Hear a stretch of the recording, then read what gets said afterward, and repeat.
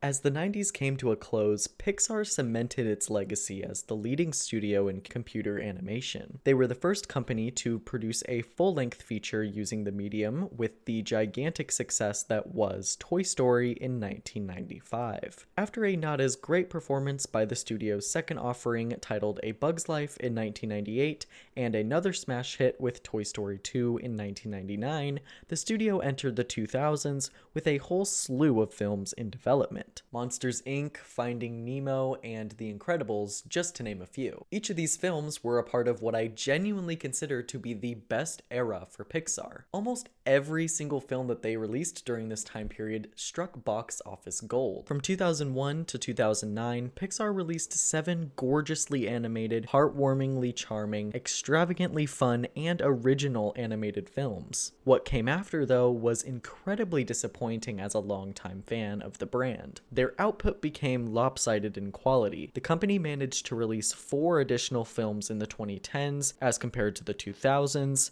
and so far in the 2020s, they've put out 7 in just 5 short years, with 5 more slated to release by 2027, leaving 2028 and 2029 unknown, but one can guess that the 2020s will be their busiest decade, and I don't know how to feel about that. Pixar used to make 1 film a year maximum, and oftentimes it was more like once every other year. Each film was made with great care, and you could really feel that compared to other studios, who seemed to only care about the money. These other studios struggled to strike the same emotional chords in their stories. DreamWorks, of course, had hits like Shrek and Madagascar, Blue Sky struck gold at the box office with the Ice Age films, and Illumination was in the process of starting up their own series of films, which would be known as the Despicable Me franchise, which is essentially just brain rot for 4-year-olds. Dave? Along the way, though, Pixar would fall into these exact same traps the other studios commonly fell into. For a studio who literally pioneered this style of animation and made it not only the standard for their studio, but every other Western animation studio in the industry today, it's so upsetting that they essentially stopped caring about pushing boundaries. Pixar hit a wall with their original content around the end of the 2000s, which is also right after they were bought by Disney, conveniently. And don't get me wrong, not every single film they put out during this time period was bad or anything, but starting around the early 2010s, their output significantly dropped in quality. Most of them recently have been absolutely terrible compared to what I refer to as the Golden Age of Pixar. But what exactly is a part of Pixar's Golden Age?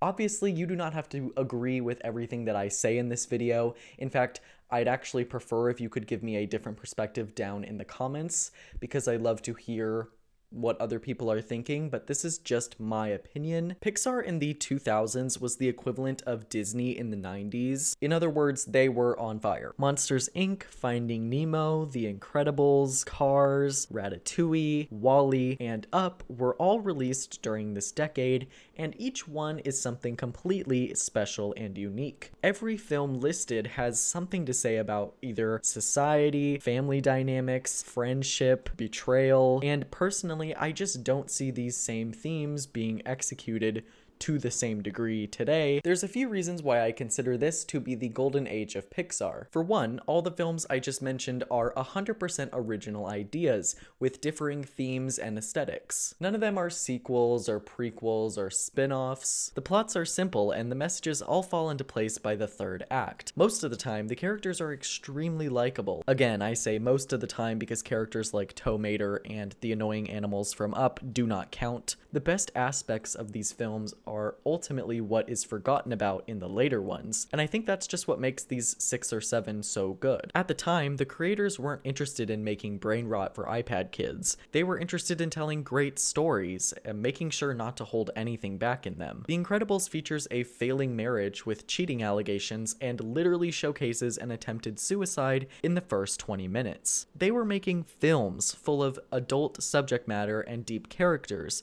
not cartoons for toddlers. This is what ultimately set them apart from Disney at first, which at the time was in its flop era, releasing Atlantis, The Lost Empire, Home on the Range, and Chicken Little, of course, which all severely underperformed at the box office. Obviously, Disney was able to turn it around in the mid-2010s with films like Frozen, Zootopia, and Moana. Pixar also financially soared in the 2010s, however, creatively, they began cannibalizing their old work. The decade was filled with sequels, prequels, and spin-offs, as opposed to original stories, because brands are a hell of a lot more profitable than standalone films. But hold on, when exactly did this shift happen? One could argue that the Toy Story films, as well as A Bug's Life, could also fit into this golden age that I keep talking about, but in my humble opinion, the streak that they had in the 2000s is what makes Pixar for me. When someone brings up Pixar, the films I immediately think of first are Finding Nemo, The Incredibles, and Ratatouille. Toy Story may have been the first of the bunch, but they hadn't perfected their formula until the 2000s. Besides, Toy Story was already an established brand when the 2000s came, with a sequel out and tons of merchandise already hitting stores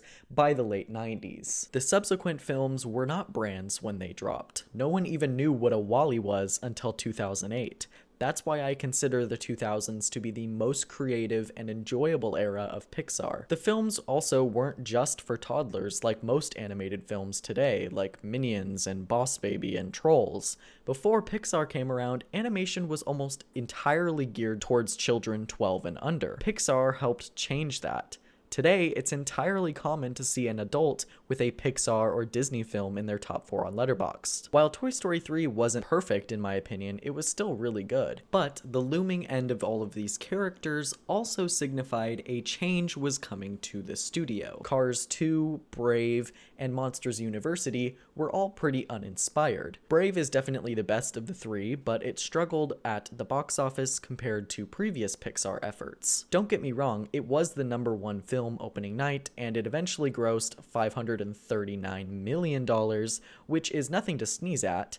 However, by the end of the year, the film lost out to Madagascar 3 and Ice Age 4, which surpassed $700 million and $800 million respectively. Pixar has lost out to other studios before, but never by this high of a margin. Being $300 million behind Ice Age 4 is really bad. This flop, in my opinion, is what ultimately killed Pixar in the long run. As the turn of the decade came, Pixar started releasing more and more sequels and prequels to build up existing brands that they had already established. In short, rather than telling new stories, they were focused on expanding old ones. They saw how successful it was for other studios that returned to the well, as Ice Age 2, 3, and 4 each surpassed the Pixar film released that same year. For example, Cars did secure the top spot for North American box office in 2006. However, Ice Age made over $200 million more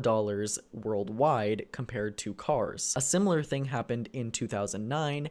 Ice Age 3 made $196 million in North America, and Up, which released just 1 month prior, made $293 million. Worldwide, however, Ice Age 3 was able to amass a whopping $887 million as compared to Up's $735 million. In both of these instances, Ice Age was only ahead by $100 to $200 million. Again, to reiterate, in Brave's case, it was a gap of over $300 million. Following this poor box office performance, the 2010s saw a large increase in sequels. Out of these 11 films released in the 2010s, a whopping 7 of them were sequels, prequels, or spin-offs. Wow, I wonder if any of them were good. Well, Cars 2 was a complete and utter disaster at the box office, as well as creatively. Monsters University was a hit, and in terms of quality, it was pretty decent, but it definitely didn't need to exist in my opinion. Inside Out was by far the standout of this decade in terms of originality and box office performance.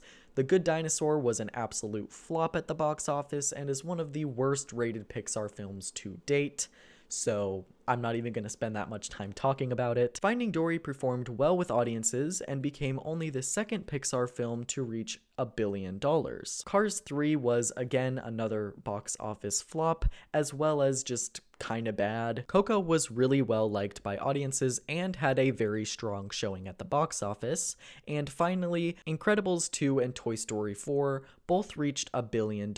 However, fans heavily disliked both of them, particularly Incredibles 2, which completely fumbled each of its characters and was just an overall disaster. The 2010s films like Cars 2, The Good Dinosaur, Incredibles 2, and Toy Story 4 were all incredibly disappointing to me personally as a viewer. Cars 2 randomly follows cars as they travel overseas to compete in the World Grand Prix.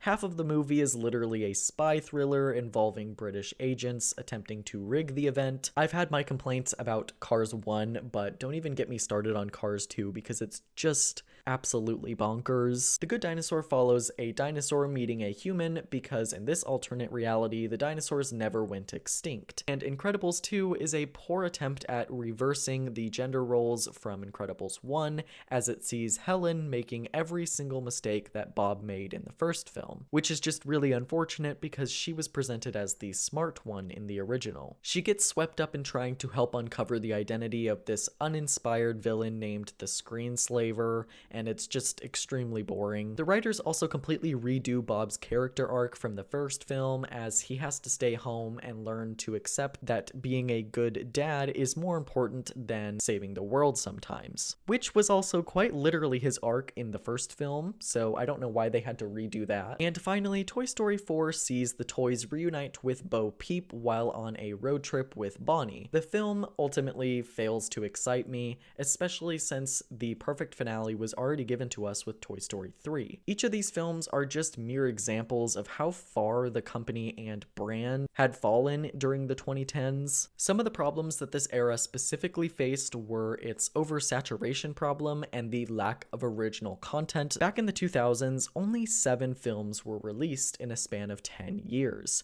During the 2010s, a whopping 11 came out, and that is what ultimately leads to a quality decline. Also, the lack of original content is specifically disappointing because in the 2000s, we were only served original content. There were no prequels or sequels or spin-offs. I mean, seriously, did we really need 2 Toy Story movies, 2 completely useless car sequels, a Milquetoast Monsters Inc. prequel, a decent Dory spinoff, and a horrendous Incredibles sequel all in the span of 10 years? You might think that Pixar would have learned their lesson at this point, but no, most of these sequels did impossibly well at the box office, as mentioned before. However, the 2020s saw Pixar on a losing streak. Not a single original film, which, if you've been paying attention at this point, I've been begging them for more of, broke even at the box office. This is probably due to the COVID-19 pandemic, although creatively, each of the 2020s films suffered to varying degrees as well. Onward was decent, it had interesting world building and fun moments,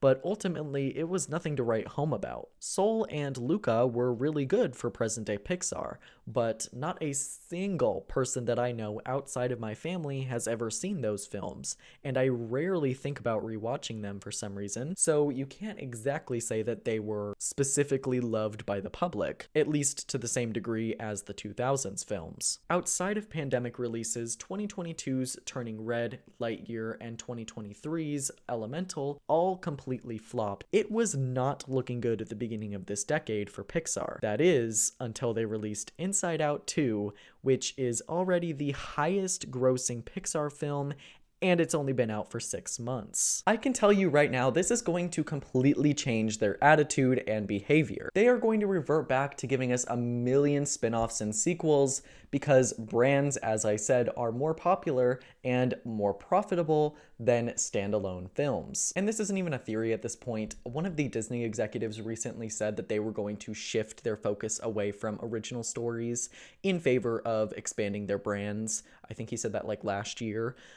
So one can assume that this goes for Pixar as well. Toy Story 5 Jesus Christ, yes, the fifth Toy Story, as well as Incredibles 3, have already been greenlit and are both expected to come out within the next 2 to 3 years. The tools Pixar needs to recover their studio and bring it back to the Golden Age are literally in their back pocket. All they need to do is look to their past. They must continue to develop engaging characters with original perspectives on life, explore new worlds and universes like they did with Inside Out, Elemental, except please for the love of God do it better than you did with Elemental, I'm begging you. They could also try and put more of a focus on everyday heroes, but give them a personality besides the trademarked Disney adorable lead or the nerdy reserved teen boy, please. Also, in the animation department, a lot of Pixar's recent catalog has looked AI generated to me.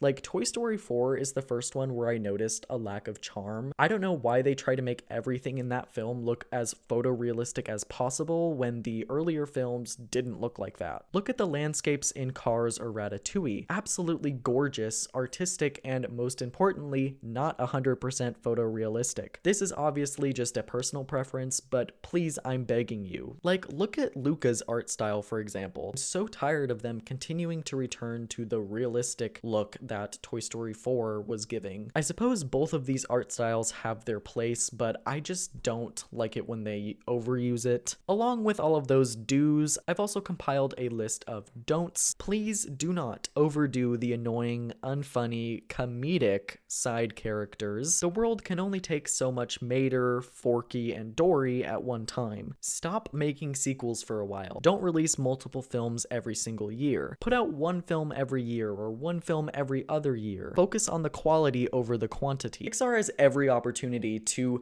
put an end to this insane rollout of sequels and prequels in favor of telling real stories again. I didn't mind what they were trying to do in the early 2020s, although the box office performance was not reflecting well, so I understand where they are coming from. However, you can't just look at a couple COVID flops and change your entire plan to go back to sequels. They're just gonna keep greenlighting sequels in response to the smash hit that was Inside Out 2, which is the opposite of what they should be doing in my opinion, but lo and behold, here we are. I'm sure you all have your own opinions on this subject though, so please let me know down below if you agree with me or if you completely disagree with me and you want to have your opinion heard. But please, keep it civil down there because it is just a bunch of animated films from our childhoods.